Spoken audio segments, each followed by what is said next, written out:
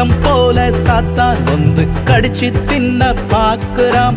சிங்கம் போல சாத்தான் வந்து கடிச்சு தின்ன பாக்குறான். பாவம் செய்ய தூண்டி விட்டு அசிங்கப்படுத்த திரியிறான்.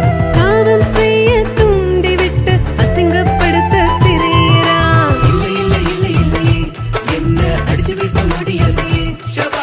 இல்லை இல்லை இல்லை இல்லையே என்ன அடிச்சு விட்ட முடியலையே.